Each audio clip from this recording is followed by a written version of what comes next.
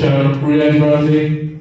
He's the Vice President, Warehousing and Distribution, Highlight Motor Group. Thank you.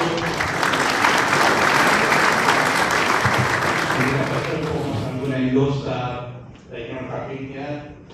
Just going to throw in some numbers.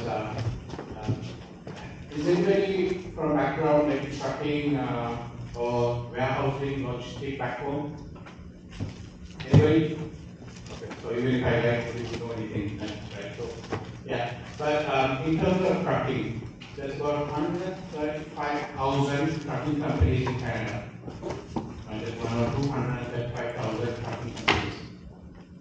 134,000 logistic companies are in Canada currently active, right? In terms of drivers, there are 300,000 drivers.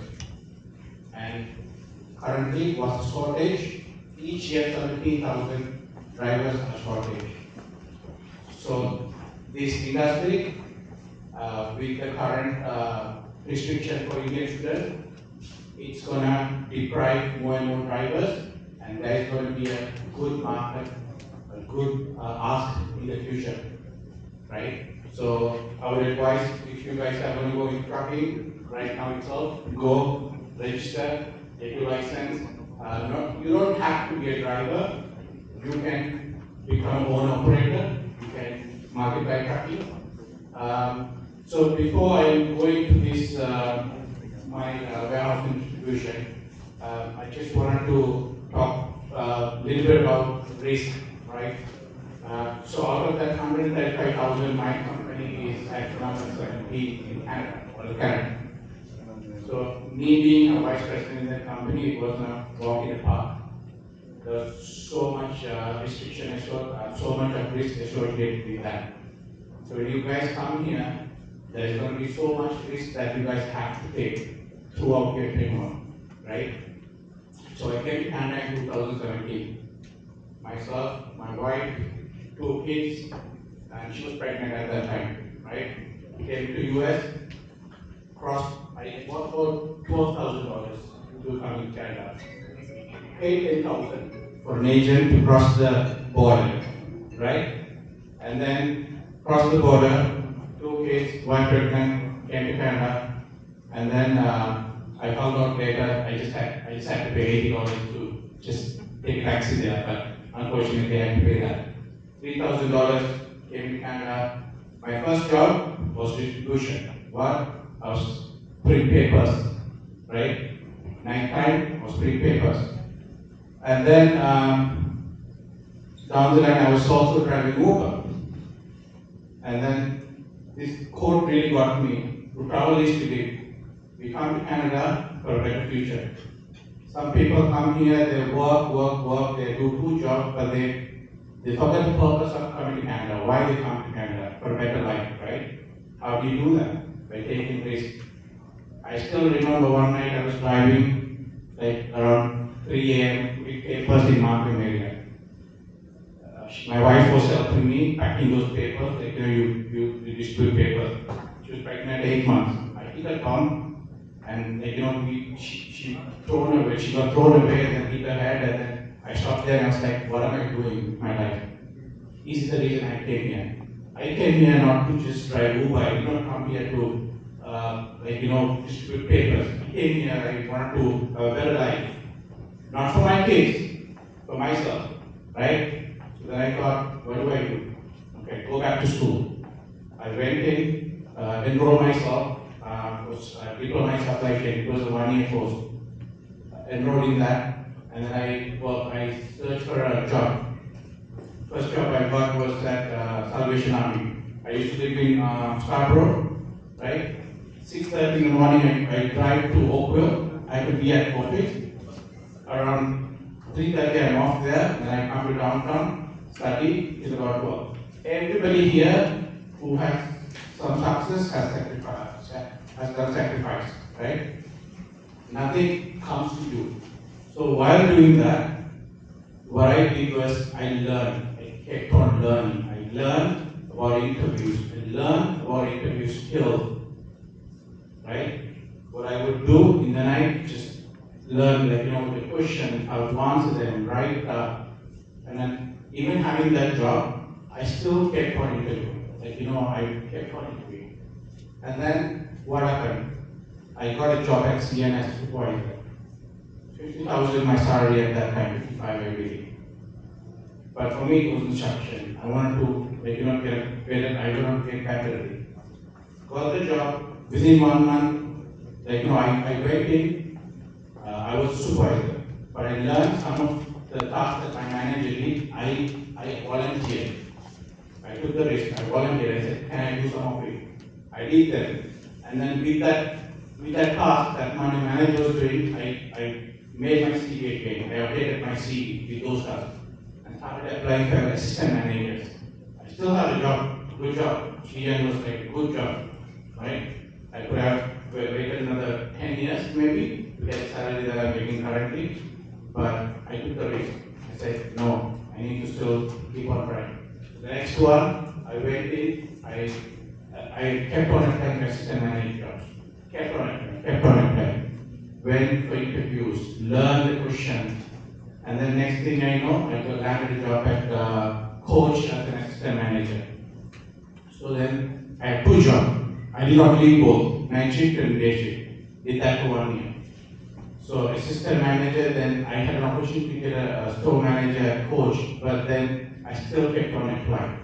I still, every time I go to an interview, people ask, do you have any questions for me?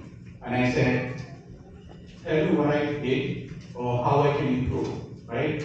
Sometimes they would tell you where you can improve yourself.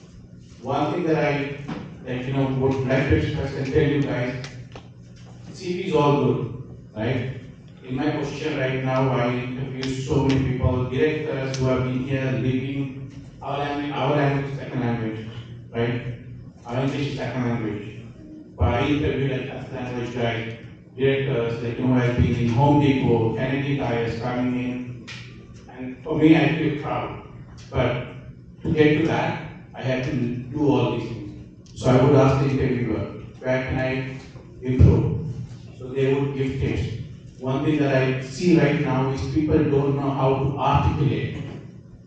They do the resume, you get to the ATS, you come to the interview, but you don't know how to articulate. You don't know how to tell your story. You have to become a salesman for yourself, right? So you become a salesman for yourself because you're selling yourself there, right? So you need to articulate. You need to have a structure. When they say talk about yourself, don't talk about your hobbies. Don't talk about other stuff. But talk about what values you can bring, what experience you gain, right? But put it in a proper structured way. And then one thing that I notice is when they come for interviews, they're like okay, but you have to bring that aura into the room. As soon as you come, hey, Riyad, how are you? I read about your company, it's very impressive, what you guys have done. So things like that. Start talking like that, right? You guys, that comes with going more and more interview. Right now, I have a great job, right now in a great company. I still interview. I just got an offer two weeks back at a company called Reach Logistics. They wanted me to, they are a company in Vancouver, British Columbia. They have about 500 trucks now. They have opened up a branch here. They wanted me to run their operation in Ontario. I still interview because I don't want to lose touch. I still update my resume. Everything I learn, I keep on doing it. So for you guys, since you start here, keep on doing that. Update your resume. Go for interview. That will come. The more you answer, then you go back and you're like, oh, I could have said something like this. So the next time when you get that, you know how to answer that. Okay? A lot of people, I'm guaranteeing, the job that I'm doing, a lot of people can do that. But to get that opportunity, you need to pass through certain hurdles. First, your resume. Second, interview. And third, when you get the job, you need proof. There's some people who come 3 months after they get promotion and then they go ahead. So just keep on doing that. Your interview skills is very important, guys, I can tell you. And also, as soon as you get a job, don't settle in. Keep on it. is we first set target, right? Say, okay, within 1 year, I want to be a supervisor. Like, right now, when you get that job, after you get the supervisory job, like within 2-3 months, learn the other skills, and then keep on applying to assistant manager. You will be surprised. This is something that I asked, I work for a company called IPAX, right? There were some directors, but they were very young directors. I asked them, how do you guys become directors and stuff at a so young age? They're first we learn other departments, other skills, and then we switch jobs.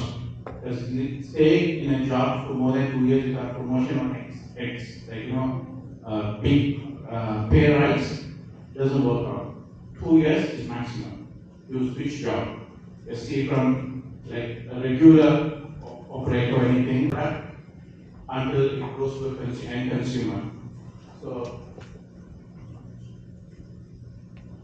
we have different areas of supply chain, right? So we have purchasing. Then in purchasing, there are jobs like purchasing. These are 3 jobs that I'm telling you, right? So purchasing officer, buyer, procurement, salary range, average, about 50 to 70,000, right? What do you need to get to that?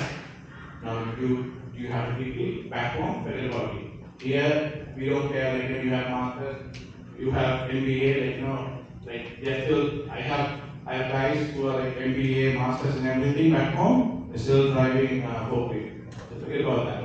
Here, as soon as you come, you need an education, be it trucking, be it anything. Do any related profession, any area that you want to study, go into that field to at least a 1-year diploma course. That's very, very important for you guys, right?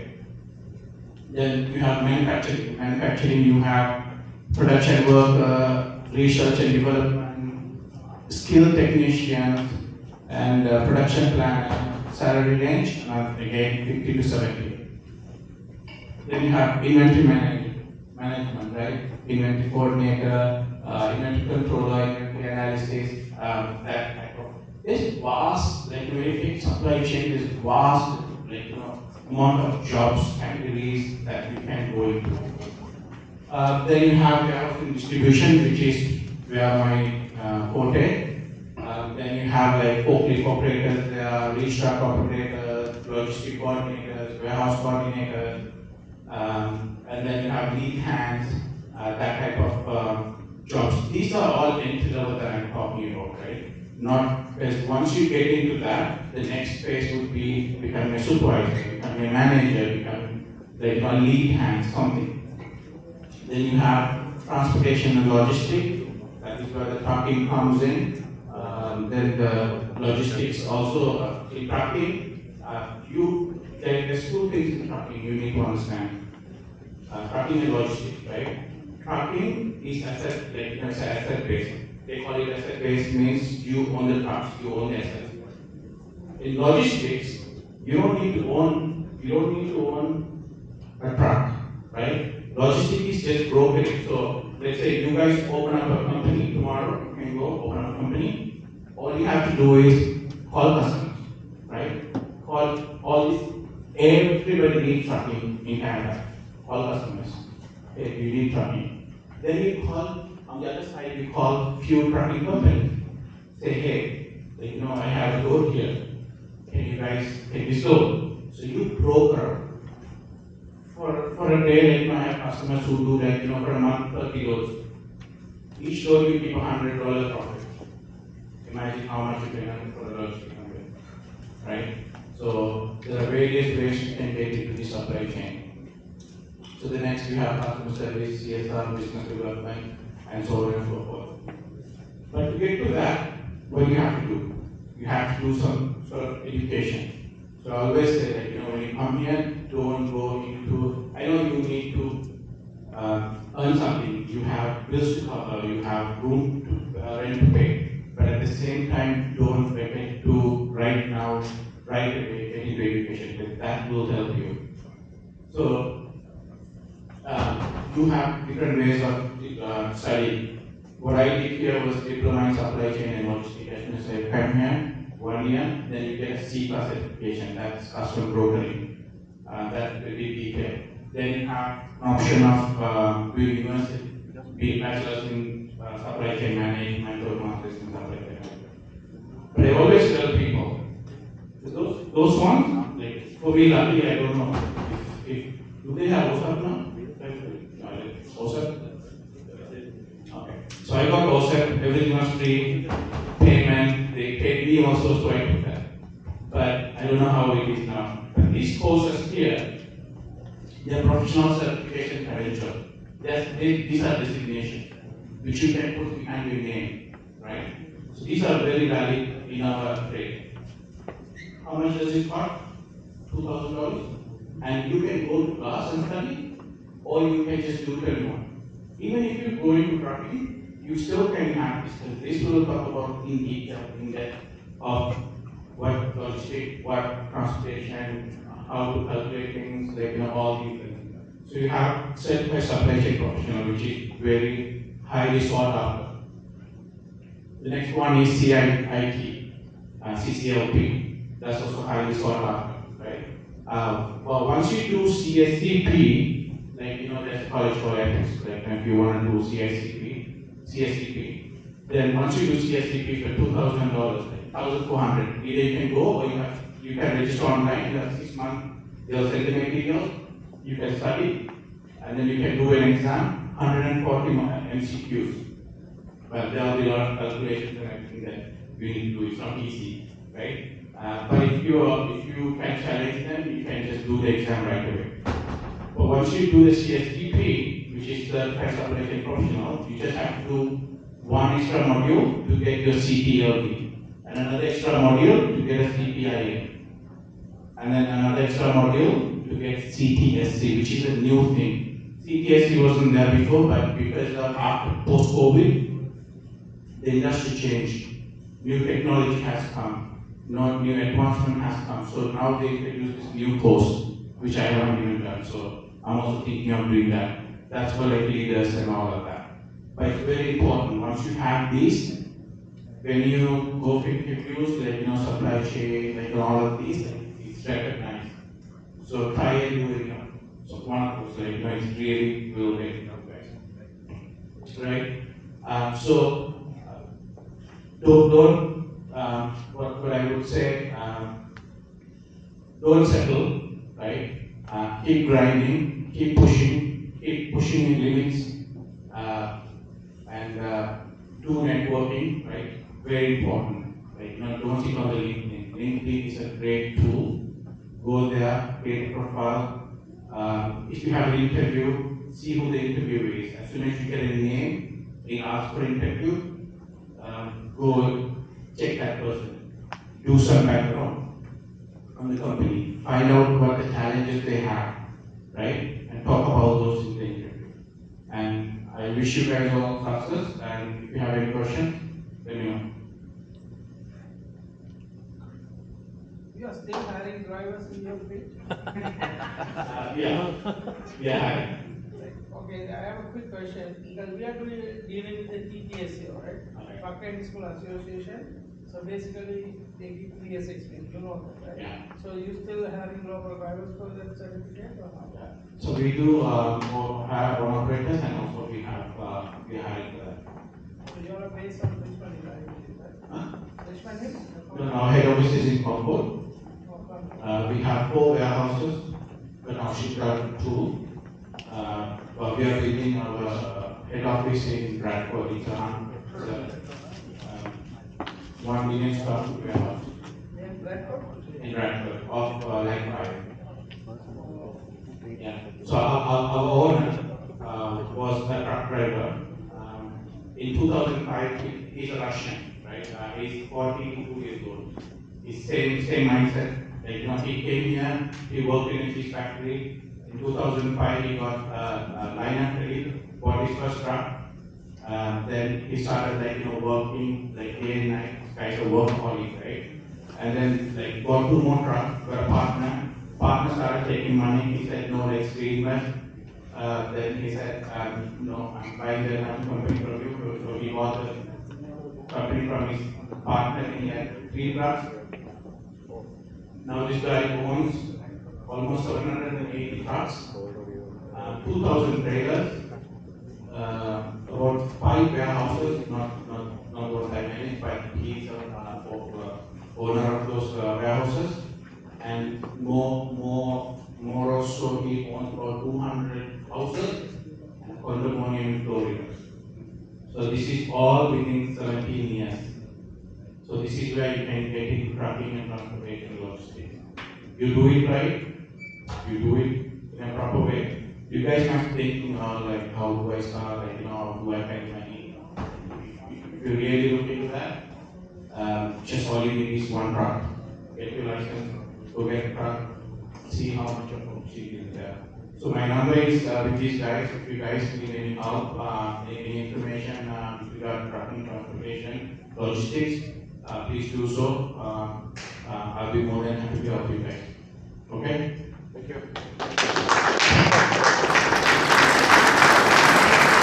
Thank you very much for your detailed insight and your personal experience. That is very valuable. We all can associate how much of a struggle we go through. Don't think like the people who came before did not go, they just got into the job easily. No, everybody had to work hard. And don't forget, he's a cricketer too. He's a batsman. Yeah. Thank you. Thanks again. Thanks for your valuable time. So moving forward, we would like to break for prayers. Before that, we would like to award President token of appreciation for Jay's Trucking for coming here and sharing their valuable time and the detail. So we would like to call upon, both of you can go, that's fine. Let's call upon Ijaz from the Board of Directors to hand over the award.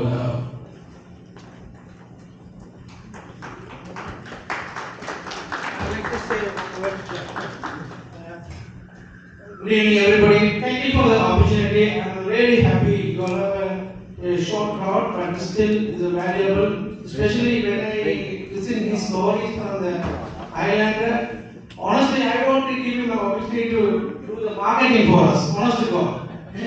The way he approached, he should be a teacher, not for the marketing. Really, I'm so happy in our community, came like this short period and he's in a very good position. Again, thank you very much for everybody who are sitting here, who are listening. I'm so happy. Next year we will have a big remarks. Thank you.